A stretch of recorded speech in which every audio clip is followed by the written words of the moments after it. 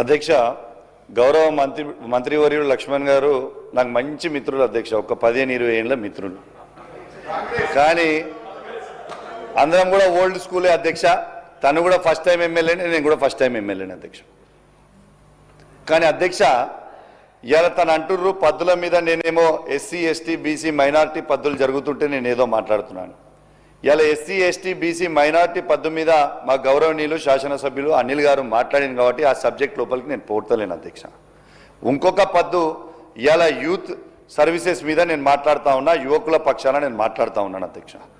నేను ఒక్కటే సూటిగా మంత్రి గారిని నేను అడుగుతా ఉన్నాను.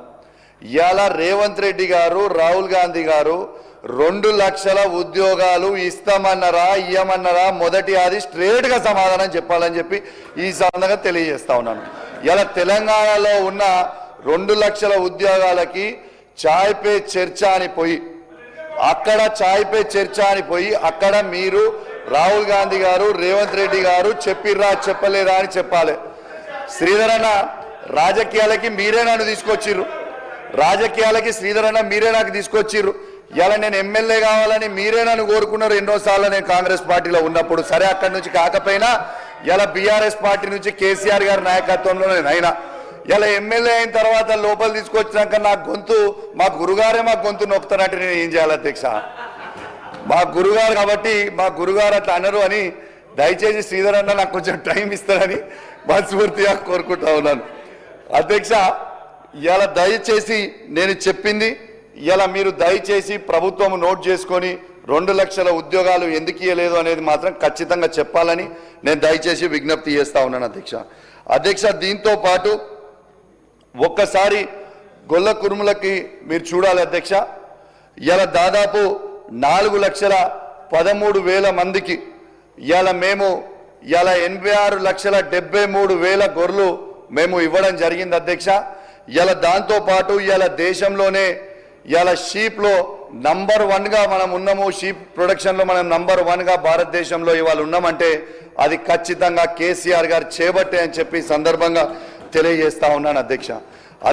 దీంతో పాటు ఇవాళ ఫిషరీస్కి వచ్చేసరికి అధ్యక్ష దయచేసి ఫిషరీస్ డిపార్ట్మెంట్లో దయచేసి మీ అందరు కూడా ఆలోచన చేయాలి అధ్యక్ష. ఇలా మత్స్య కార్మికులకి ఇలా సమైక్యాంధ్రలో ఇలా చెరువులు సరిగ్గా లేకపోవడం వల్ల, చెరువుల నీళ్లు లేకపోవడం వల్ల, చేపలు ఇలా ఉండకపోవడం వల్ల, రొయ్యలు లేకపోవడం వల్ల ఇలా నిజంగా మత్స్య కార్మికులందరూ కూడా చాలా ఇబ్బంది పడ్డారు అధ్యక్ష. కానీ కేసీఆర్ గారు వచ్చిన తర్వాత మిషన్ కాకతీయ కింద పథకం తీసుకొని 26,000 చెరువులని ఈ తెలంగాణ రాష్ట్రంలో అద్భుతంగా తీర్చిదిద్ది కాళేశ్వర జలాలతోని నీళ్లు నింపి ఇలా అక్కడ దాదాపు 550 కోట్ల ఇలా చేప పిల్లల్ని అందులో వేసింది. దాంతో రొయ్య పిల్లల్ని చేపల పిల్లల్ని వేసింది. 523 కోట్ల రూపాయలు ఖర్చు పెట్టింది వాస్తవం అధ్యక్ష. దాంతో పాటు ప్రతి సంవత్సరం అధ్యక్ష ఇలా 100 కోట్ల రూపాయలు ఫిషరీస్కి బడ్జెట్లో మేము అలొకేట్ చేస్తూ ఉండేను అధ్యక్ష. కానీ పోయినసారి కానీ ఇలా కేవలం 20 కోట్ల రూపాయలు మాత్రమే ఆ చేప పిల్లల కోసము అలాట్ చేసిరు అధ్యక్ష.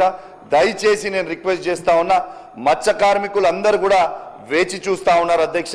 కానీ ఖచ్చితంగా వేచి చూస్తూ ఉన్నారు కాబట్టి ఖచ్చితంగా మత్స్య కార్మికుల కోసము 100 కోట్లు కాదు ఈసారి 200 కోట్ల రూపాయల బడ్జెట్ పెట్టాలని ఇలా మంత్రి గారిని నేను రిక్వెస్ట్ చేస్తా ఉన్నాను మత్స్య కార్మికుల పక్షాన అని చెప్పి సందర్భంగా తెలియజేస్తా ఉన్నాను అధ్యక్ష. ఇలా అజరుద్దీన్ గారు అక్కడ ఉన్నారంటే నాకు చాలా సంతోషం అనిపిస్తుంది అధ్యక్ష.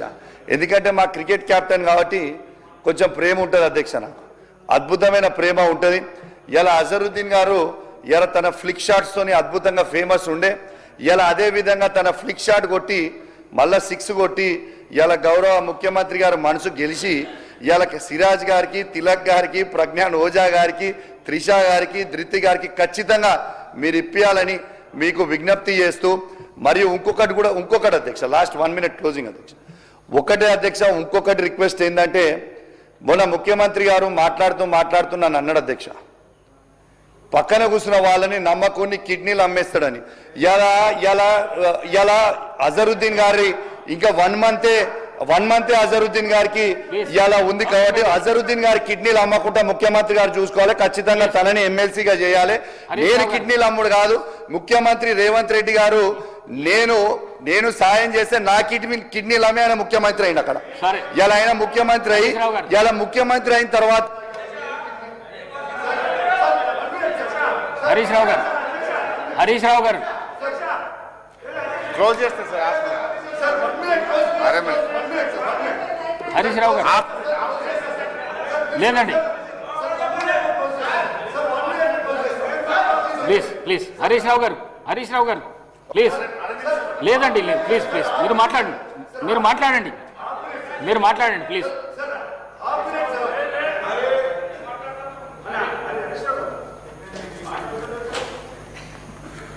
సార్ శ్రీధర్ అన్న, నీకు అంత అసహనం ఎందుకే? గౌరవ ఎల్ఏ మినిస్టర్ గారితో నా మనవేందంటే, మీకు తెలుసు సార్, మీరు ఉన్నప్పుడు రాత్రి 12 దాకా కూడా మీరు మాట్లాడితే మేము రాసుకొని 1 గంట దాకా సమాధానం ఇచ్చినాము. ఎంత ఇప్పుడు 8 అయింది కదా శ్రీధర్ అన్న, ఎందుకు అంత తొందరపడుతున్నారు? మేము మీకు కోఆపరేట్ చేస్తున్నాం కదా శ్రీధర్ భాయ్ సాబ్. దావత్ ఏమైనా ఉందా? అయింది sir. Sir thank you speaker sir. నేను కూడా ఎక్కువ ఉపన్యాసం ఇవ్వను, కానీ గౌరవ మంత్రివర్యుల్ని స్ట్రైట్గా కొన్ని క్లారిఫికేషన్స్ అడుగుతాను, వాళ్ళు నోట్ చేసుకొని ఆన్సర్ చేయగలిగితే I will be grateful to the ministers. First of all వచ్చి మా సోషల్ వెల్ఫేర్ మంత్రి గారు లక్ష్మణ్ ఉన్నాడా? అయితే వచ్చే వరకు వేరేది మాట్లాడతా, వచ్చినాకనే లచ్చన్నది మాట్లాడతా. సో కమర్షియల్ ట్యాక్సెస్ మినిస్టర్ గారు మరి సీఎం గారి తరఫున జూపల్ కృష్ణారావు గారు ఉన్నారు కనుక గౌరవ కృష్ణారావు గారితో కమర్షియల్ ట్యాక్స్ డిపార్ట్మెంట్ సంబంధించి బీఆర్ఎస్ 10 ఏళ్ల హయాంలో 160% గ్రోత్ వచ్చింది. అంటే 16% every year growth rate BRS టైంలో ఉండేది. బట్ లాస్ట్ టైం 2024-25లో కొత్తగా కాంగ్రెస్ ప్రభుత్వం వచ్చిన తర్వాత 6% గ్రోత్ వచ్చింది. అండ్ 25-26 ఇప్పుడు ప్రజెంట్ రన్నింగ్ ఇయర్లో as on today me budget లెక్కల ప్రకారం మీరు పెట్టిన పుస్తకాల